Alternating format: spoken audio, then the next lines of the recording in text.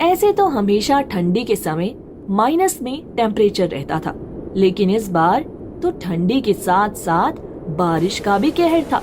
आरा के एक छोटे से गांव में मंगल अपनी पत्नी और 8 वर्षीय बेटे के साथ एक छोटे से घर में रहता था। मंगल के माता पिता बचपन में ही गुजर चुके थे, इसलिए वह पढ़ लिख नहीं पाया।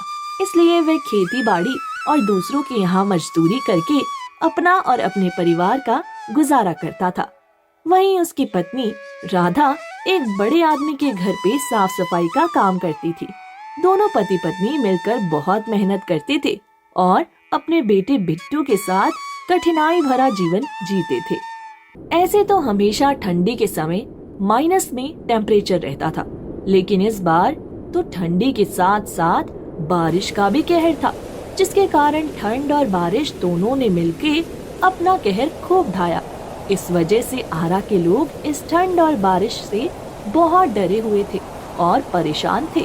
दिन हो या रात, लोग बारिश के कहर से बेहद परेशान थे। हे भगवान, ये कैसी लीला है आपकी। देख रहे हो बिट्टू के पापा, इस साल कितनी ठंड और बारिश पड़ रही है। इतनी तेज बारिश और ठंड में काम करना भी मुश्किल हो गया है। घर से बाहर निकलते ही ठंड के मारे पैर जमने लगते हैं। इतनी ज्यादा ठंड में तो घर से बाहर निकलने का तो मन ही नहीं कर रहा है। ना जाने इस साल की ठंडी कैसे कटेगी। इस बार तो ठंड के साथ साथ बारिश भी अपना कहर ढा रही है। न जाने इस बार हम गरीबों का क्या होगा। राधा और मंगल आपस में बात कर रहे थे। तभी उनका बेटा बिट्टू अपने पिता से बोला, मैं भी आज आपके साथ खेत जाना चाहता हूँ।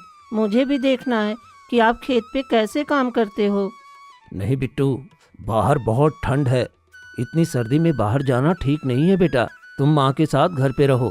हाँ, घर के अंदर रहोगे तो सुरक्षित और गर्म रहोगे। ठंड में बाहर घूमना सही नहीं है, इसलिए मेरी बात मानो और बाहर मत जाओ। नहीं बाबा, मैं भी आपके साथ खेत पे चलूँगा। ले चलो ना मुझे भी बाबा।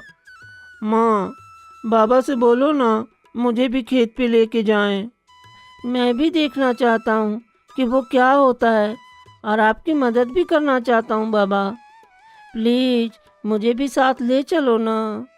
बिट्टू बेटा, जिद नहीं करती। बाहर बहुत ठंड है और अगर तुम बाहर जाओगे तो तुम्हारा तबीयत खराब हो जाएगा।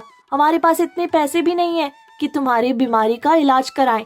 एक तो वैसे भी सेठ ने इस महीने के पैसे नहीं दिए हैं। ना जाने इस हफ्ते घर का राशन कैसे आएगा। इसलिए मेरी बात मानो और घर के अंदर ही रहो। ये क्या सुन रहा हूँ? राशन खत्म हो चुका है और तुमने मुझे बताया तक नहीं। आखिर तुमने इतनी बड़ी बात छुपाई क्यों? मंगल, मैं क्या बताती। हर रोज सोचती थी कि तुम्हें बताऊं, लेकिन तुम्हारी परेशानियां देख के चुप रह जाती। घर में आटा सिर्फ 2 दिन का बचा है। दाल भी पूरी खत्म हो चुकी है। सब्जियां तो पिछले हफ्ते से घर में नहीं है। मुझे उम्मीद थी कि सेठ जी कल पैसे दे देंगे तो कुछ इंतजाम हो जाएगा। बस इसी आस में चुप थी। ये तो बहुत बुरा हुआ। अगर कल तक पैसे नहीं मिले तो हम लोग खाएंगे क्या? ऐसे में बिट्टू बीमार पड़ गया तो स्थिति तो और खराब हो जाएगी। मैं कल सुबह ही जाके अपने मालिक से बात करूंगा। मंगल की चिंता बढ़ती जा रही थी। ठंड और बारिश ने पहले ही हालत खराब कर दी थी और अब घर में राशन भी खत्म होने वाला था। ये बात ने उसको और बेचैन कर दिया। वे राधा और बिट्टू की तरफ देखता है, मानो उनसे कुछ कहना चाहता हो, लेकिन शब्द नहीं निकलते। तभी बिट्टू ने मासूमियत से कहा, बाबा, अगर पैसे नहीं है तो हम खेत से कुछ ला सकते हैं ना। जैसे पिछली बार गेहूं लाए थे और उससे रोटियां बनाए थे। इस बार भी ऐसा ही कर सकते हैं ना? बेटा, वो गेहूं अब हमारे खेत में नहीं है। उसे बेचकर ही तो पिछले साल का कर्ज चुकाया था। इस बार फसल भी खराब हो रही है और ठंड और बारिश ने सब बर्बाद कर दिया है। मंगल, मैं सोच रही थी कि क्या हम सरपंच जी से मदद मांग सकते हैं। उन्होंने पिछले महीने गांव वालों को राशन बांटने का वादा किया था। हाँ, सरपंच जी से ही बात करनी चाहिए। अगर वे मदद कर दें तो कुछ दिन का इंतजाम हो सकता है। अगली सुबह मंगल ने फैसला किया कि उन्हें कुछ भी हो जाए, लेकिन वह सरपंच जी के पास मदद मांगने जाएगा। ठंड का कहर और खाली पेट की चिंता ने उसे मजबूर कर दिया। उसने राधा और बिट्टू को घर में रहने को कहा और वह सरपंच के घर की तरफ निकल गया। फिर थोड़ी ही देर में वह सरपंच के घर में आ गया और फिर सरपंच से बोला, सरपंच जी, हमारी हालत बहुत खराब है। घर में राशन खत्म हो चुका है। ठंड और बारिश की वजह से काम भी नहीं मिल पा रहा है। अगर आप कुछ मदद कर दें तो भगवान आपका भला करेंगे। मंगल, ये मेरी जिम्मेदारी थोड़ी ना है, हाँ? ये तुम्हारी जिम्मेदारी है। ये तुम ही देखो। अरे तुम जैसे लोगों को ये आदत हो चुकी है और जब देखो तब आ जाते हैं मुंह उठा के भीख मांगने के लिए, गरीब कहीं के। ऐसा मत कहिए सरपंच जी, मेरा परिवार 2 दिनों से भूखा है। मैं मेहनत से कमाने वाला आदमी हूँ, पर इस बार हालत ने हमें मजबूर कर दिया है। बस कुछ दिन का राशन मिल जाए तो हम सब संभाल लेंगे। और चुप कर, गरीब हो तो अपनी गरीबी में जीना सीखो। यहाँ आके रोने धोने से कुछ नहीं मिलेगा, हैं? मेरे पास फालतू समय नहीं है, निकलो यहाँ से। सरपंच की ये बात सुनकर मंगल का दिल टूट गया। उसने एक बार फिर हाथ जोड़ा और बोला, सरपंच जी, आप हमारे गांव के मुखिया हैं। अगर आप हमारी मदद नहीं करेंगे तो कौन करेगा? मंगल की ये बात सुनकर सरपंच को बहुत गुस्सा आया और वे अपने नौकर को आवाज लगाया और बोला, अरे रामू, इस आदमी को बाहर निकालो, फिर कभी इसे घर में घुसने नहीं देना। फिर सरपंच ने उसे अपने घर से धक्के मार के भगा दिया। अब मंगल भरे मन से अपने घर की तरफ चल दिया। जैसे ही वह घर आया तो देखा कि राधा बिस्तर पे लेटी हुई है और बिट्टू भी उसके पास बैठा था। बाबा, माँ की तबीयत बहुत खराब हो चुकी है। वो कुछ नहीं बोल रही है। हे भगवान, ये क्या हो गया? राधा, राधा, कुछ बोलो ना राधा, ऐसे चुप मत रहो। तुम्हें कुछ नहीं होगा राधा। मंगल, अब ठंड और भूख ने मुझे तोड़ दिया है।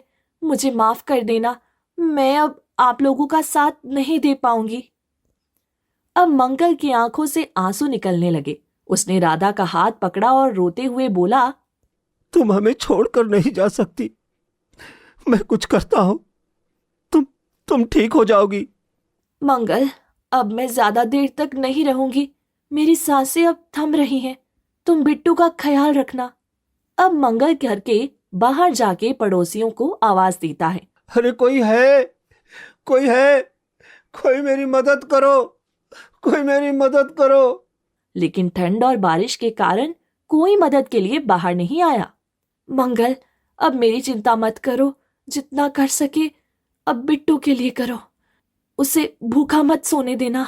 राधा ने इतना कहा ही था कि तभी उसकी सांसें उसका साथ छोड़कर चली गई और वह हमेशा के लिए दुनिया को अलविदा करके चली गई। नहीं राधा, तुम मुझे छोड़कर नहीं जा सकती। हमारे पास और कुछ नहीं है तुम्हारे सिवा। तुम्हारे बिना तो ये घर भी नहीं रहेगा। तुमने हमेशा मेरा साथ दिया है। ये कहकर मंगल फूट फूट कर रोने लगा।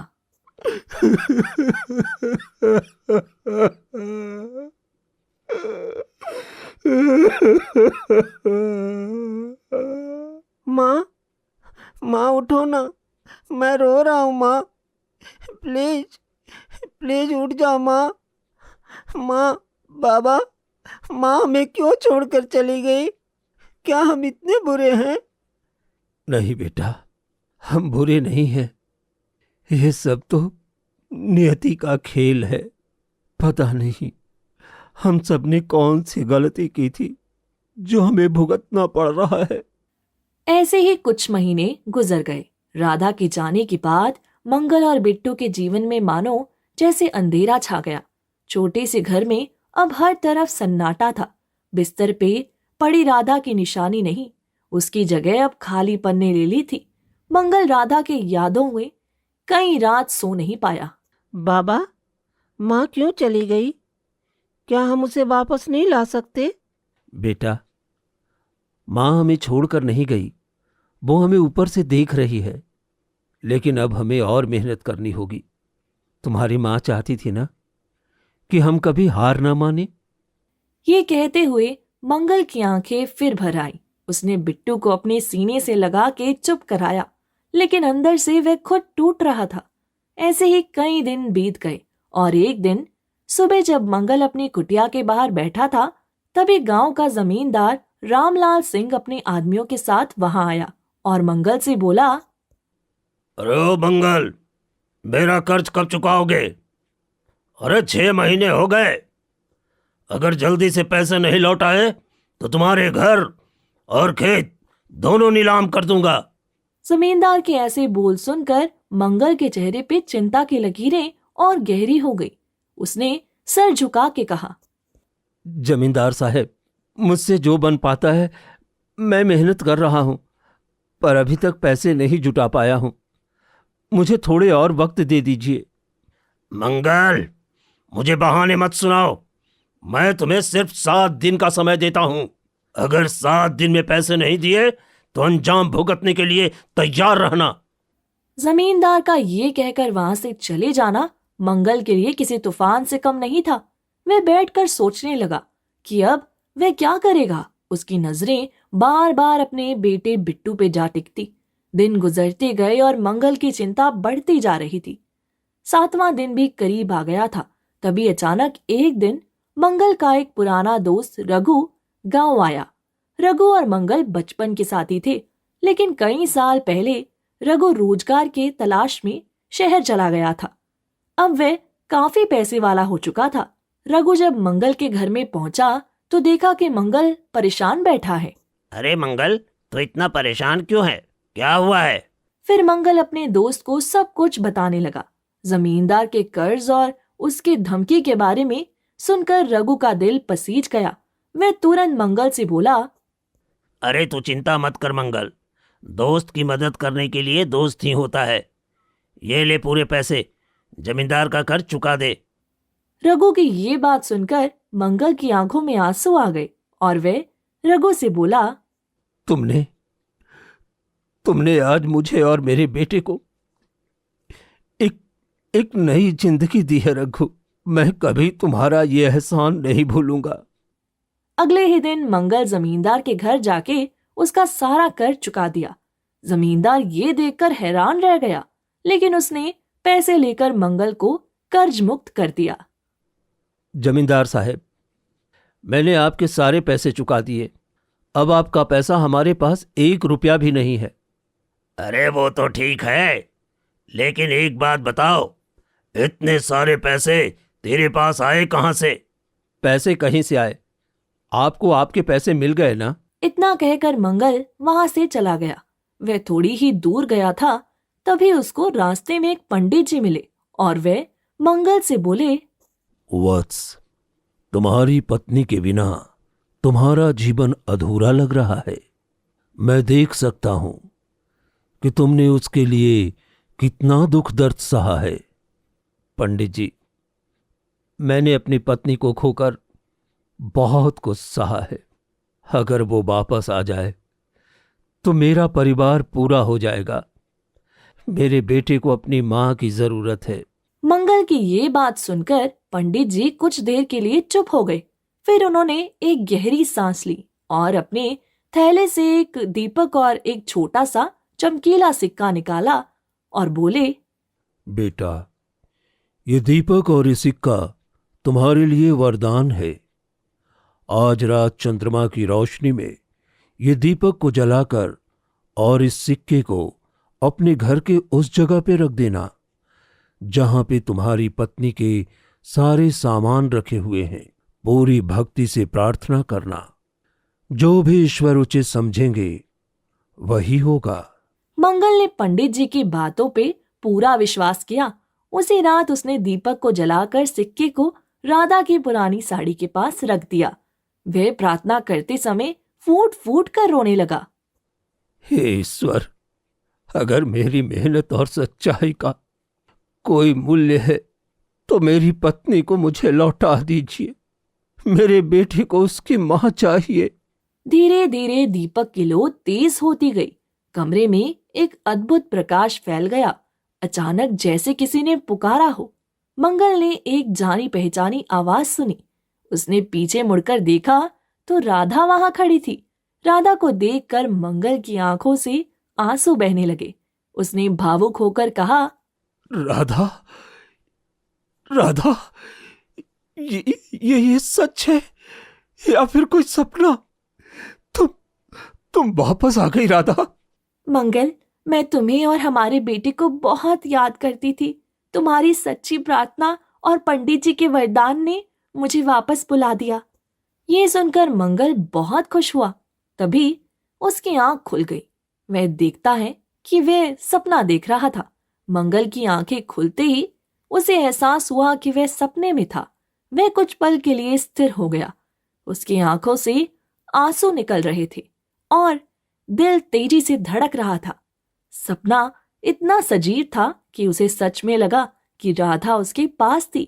इधर बारिश और ठंड दोनों मिलकर आरा शहर में अपना कहर ढा रहे थे। मानो ऐसा लग रहा था इस बारिश में पूरा का पूरा शहर जलमग्न हो जाएगा।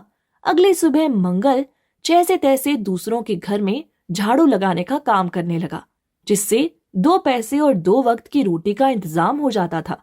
दिन महीने गुजरते गए और बिट्टू भी अब बड़ा हो गया था। एक दिन वह अपने पिता से बोला, बाबा, अब आपको काम करने की कोई जरूरत नहीं। मेरे को सेठ जी के यहाँ नौकरी मिल गई है। अब मैं कमाकर घर का गुजारा चला लूंगा। आप अब बस आराम कीजिए। आपकी उम्र भी हो गई है आराम करने की। नहीं बेटा, तुम कैसी बातें कर रहे हो? तुम तो अभी बहुत छोटे हो। अभी इतनी छोटी उम्र में तुम काम करने जाओगे, ये मुझे अच्छा नहीं लगेगा। नहीं बाबा, मैंने बोल दिया ना, आप आराम करिए तो बस आराम करिए। अब आपकी उम्र काम करने की नहीं है। अब बिट्टू अपने पिता की जिम्मेदारी अपने कंधों पे ले लिया और सेठ जी के यहाँ काम करने लगा, जिससे उन लोगों का जीवन अब खुशी खुशी चलने लगा। समय के साथ साथ राधा की भी यादें उनके दिमाग से मिटती गई।